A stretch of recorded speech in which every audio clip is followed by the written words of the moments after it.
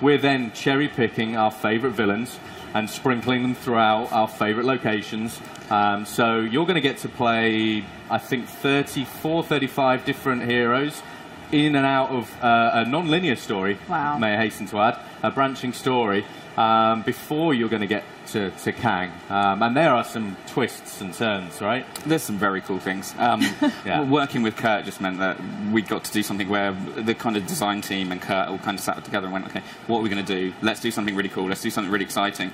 And it was great to watch because you could see them pinging ideas off each other and go, oh, have you thought about this? Oh, we can do that. And add this character and add this location. And it just meant that it was this kind of really exciting story. We can't wait to show more of it because there's some really cool things in there. Yeah, and considering timelines, how are all these characters going to interact? That is one of the most exciting things. So, yeah, there's a Cowboy Captain America, right? Mm-hmm. An awesome version of Captain America, but because of all this time travel and Kang's bringing everything in and out, and you've got Celestials in there and all sorts of weird and wacky stuff, you're actually going to have situations where you have two of the same character from different timelines in your playable party. You may have Spider-Man Noir with Spider-Man 2099, and obviously you have that interaction. They'll talk to each other, and there's that dialogue of, hold on, I'm Captain America, no, I'm Captain America. and it makes for some really, really funny, sort of amusing plot lines within the larger sort of narrative. It is an absolutely phenomenal game. Sounds incredible. Yeah. I want to hop into some gameplay. Should we do it? I think we should, right? Sounds like a great idea. All right, let's do it. Cool. Oh, so lucky. I'm really excited to see what you guys have to show us here today. Thank you very much. Thank you. All right, so where are we starting, guys? Well, what we thought we'd do, does anyone want to see what we're kind of doing with the open world hub? Is that, I guess, that's what people want to see, right? Everyone at home is definitely going to want to see this, right? So, we have gone for an open world hub that is not just one. Lego Marvel Superheroes had Manhattan, okay? Our game here, Lego Marvel Superheroes 2, is set in a city called Chronopolis, which is Kang's brought all of these areas together. So, you'll have Manhattan. So, Manhattan here is snowy. There's a very good reason why it's snowy. And that's because it's next to the mountains of Kunlun, which is next to a whole host of other different locations. So Phil's going to basically give us a tour as we're looking around. And yeah, it's beautiful. I mean, it just looks so incredible. Yeah, this is just a tiny, tiny piece of it. So when Phil's been playing around with Spider-Man Noir, impressive, which is one of a myriad of Spider-Men, by the way, in this game, because everyone loves different Spider-Man characters. But there is also, in sort of Chronopolis, you've got Wakanda, you've got Sakaar, which is where Thor Ragnarok is going to be set. You've also got various versions of Manhattan. We've got an underwater city. So I think what we can do is probably get Star-Lord to fly around. He might be a bit quicker. The time. Yeah, and the new storyline takes inspiration from Marvel's Avengers Forever comic series, as well as Marvel's Kang Dynasty, also called Kang War comic series. So kind of talk a little bit about that. Yeah, so the idea with Chronopolis is that it's a city that's been ripped out of time because it's basically Kang's way of having his fingers in all the different pies. And because of the way it's kind of pieced together, you can pretty much do like everything and go anywhere. Obviously not right this second, because Spider-Man's doing his own thing, right? Yeah. But the whole premise of this open world hub is that we're going to have a slice of everyone's favourite different location. Phil, can you go in the map, Phil? Is that working? Yep. Okay, so yeah, if we look in the map, this is a live map, so you can come straight out into the live map. And if Phil can move this round, technical issues, it's always wonderful. But we've got places like ancient Egypt, we've got Hala, we've got, like we said there, with Noir, New York. We've also got, up in the sky, Atalan. We've got Nowhere, which, for those that are familiar with Guardians, it's where the first Guardians movie was based. Yeah. But all of this is in one massive open-world city. So if we can fly around, that's probably an easier way of doing it. Star-Lord. Oh, yeah. I blame Sharples for all of this. But if we can fly around, that's you'll be able so cool. to see. So this wibbly-wobbly thing at the side, this is part of the story. This is... Kang kind of brings these places from their own time frames. So you imagine you've got something from medieval periods, you've got something from the future. Very early in the game, part of what you do is bring all these walls down to have this huge open world city. And you have got, like you can see here, all of these areas merge in together. Now this is obviously, the game isn't out until November, so we're working on piecing all of this stuff together. But this is the biggest and most ambitious open world we've ever had in a LEGO game. And the whole idea of this is that we've got a huge game of all the levels and the way the story unfolds, but we've got a massive open world, because what we have found is that people love exploring the open world and all the side quests and the funny little hidden rooms and all of the quirky bits of gameplay that reference Marvel Comics and Marvel movies and everything that's great about the Marvel Universe. Yeah, absolutely. So comic veteran Kurt Busiek also played a primary role in the story creation. Yeah. Can you tell us a little bit about that? Well, yeah, like the comic runs that kind of inspired this, a couple of us in the office, we really love those storylines because they tell us so much about Kang.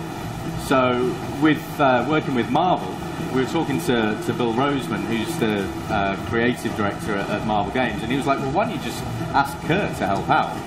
And it's like, oh yeah, why didn't we think about that? Yeah. So yeah, we got in touch with Kurt. And Kurt this is great, I'm sorry. Yeah, exactly. A Lego Sphinx, that's amazing. But you can go inside these things. It's not, you know, like a dressing. You can go inside the Sphinx, so there'll be gameplay inside there. There'll be gameplay inside the pyramids. There'll be bizarre little Egyptian men walking around. The idea is that this is a living, breathing city made up of 20 cities. And the whole premise behind the game is to go bigger and better than LEGO Marvel Superheroes. Wow. We want everyone that loved that game to, when they come to this game, be surprised. We want there to be surprises around every corner. So if I'm not mistaken, you guys actually have a new character to share with us, right? We do. Star-Lord's just going to have a little bit of a dance first, clearly. It's very fitting. Yeah, absolutely. And this is something that obviously we care about a lot at TT Games, is the personality. Absolutely. But yeah, if Phil can bring us in a quirky new character that's new to the game, and you'll see there's loads of hidden characters that are yet to be revealed. But what we're looking to do here is bring in one of my favourite characters who we're yet to put in. So we go across there. It's Lockjaw from the Inhumans, which to me is just a super awesome character. It's like, it's a dog for starters. However, a cute and cuddly dog from the Marvel Universe, he's not. Yeah. He can teleport. He's an absolute fiend when it comes to destroying bad guys and everything else. But being able to go and dive into the Inhumans, as well as everything else that's in the game, they form a really, really key part of the story as you get further into the game. And yeah, it's a great character, and I think a lot of people will be really, really pleased to see Lockjaw in the game. I hope so, anyway. Absolutely. So we talked a little bit about how large of a scale this is for this game, but how does that compare to Manhattan from the original? Oh, so this is a difficult thing. If I'm in the office and we were obviously designing this, and the team are like, well, how much bigger is this going to be? It's like, well, you know, just a little bit bigger. But it actually turns out it's like significantly bigger. But that isn't necessarily just because that's what we designed. We have a great art team that decided to add to this and add to this, and we're all Marvel fans, so it actually got bigger and bigger. I think in terms of actual real estate, it's probably 4 or 5 times the size. It's huge. Wow. And this is just like one tiny component. We're still obviously working on all of this. But if Phil are you able to go up as Spider-Man? I don't know if you'd be able to go to up into the air. I can give it a try.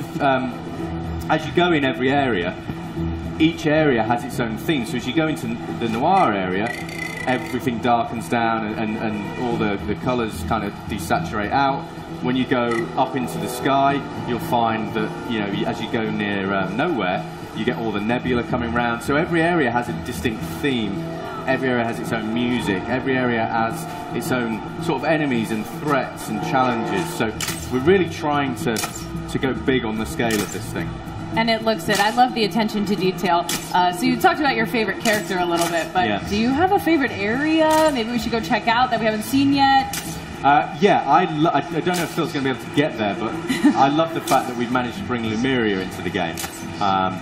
So, you know, again, we wanted to add some depth to this. So, yes, up in the sky we've got Nowhere, and down below we have Lumeria, which is underground city. So if Phil just kind of nosedives down, we should, in theory, go down into Lumeria. And there's gameplay wherever you go. So when the game comes out in November, all of this is going to just be ram-packed full of gameplay. So in theory, if Spider-Man can swim down, you can see you've got a whole underwater city down here that you're going to be able to explore, and you know there'll be this I can't say who they are, but there's two characters I've always wanted to get in the game that are in this area. And you did? Yeah, so we'll reveal them obviously further down the line, but this is a great place to kind of find these characters. So it's going to be incredibly exciting when people come to play the final game. Wow. Well, let's check out another character. Do you have a favorite character? Personally, I'm really simple. I really like Groot at the moment. The team did an amazing job when they do. Groot has a transform. He actually managed to get some of Kang's technology. Oh, wow. So he can change from being like a full-size Groot, going down to the little small Groot that you see as the Lego minifigure that you get to run around as. The team did a brilliant job of that. And so he's currently my favourite. I spent ages just running around Chronopolis as baby Groot. So. Oh, wow. Can we see any of that now? Fingers crossed.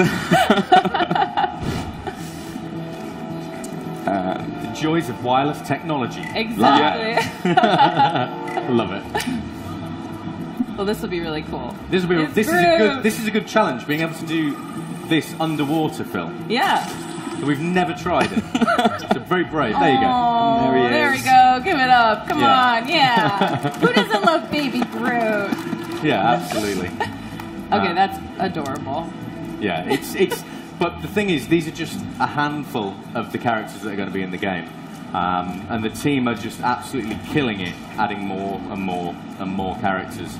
So I think people are going to find a really exciting roster in here. And as ever, if anyone at home is wanting to kind of go, you know, put this character in, put that character in, just send your ideas and suggestions to @Lego Marvel Game, and we read everything. That's amazing. Well, this game looks so awesome, guys. And come on, new timelines, new heroes, new mechanics. Will we be able to pre-order it? Yes. So the game's going to be coming out on November the 14th in North America.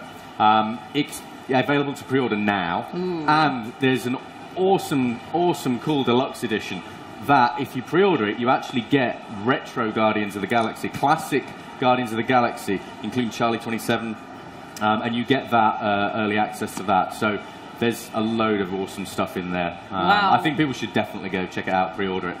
You heard it here from the source, ladies and gentlemen. Thank you so much, Arthur and Phil, for coming out today and being with us. This was awesome. Thanks, guys. Thank you. Thanks. Cheers. Thank you. Thanks. Throughout the show, you guys have been tweeting at us, so let's kick it over to our correspondent on the floor, TJ Smith, to read some of your posts. Thank you so much, Katie. I am here in front of the Lego Marvel Superheroes 2 booth at E3, and everyone is super excited. We've got long lines everywhere. I hope to interview some of these people later on this week, maybe, but for now, we're going to go to social media to see what people are saying online. If you want to tweet us, use @LegoMarvelGame or #LegoMarvel2, and you might just get featured in the stream this week. First up, we've got @GameUnboxingReviews saying, "Who's hyped for Chronopolis? I know I am. I'll be happy either way, but I'd love to see Noir, 2099, and Lumeria.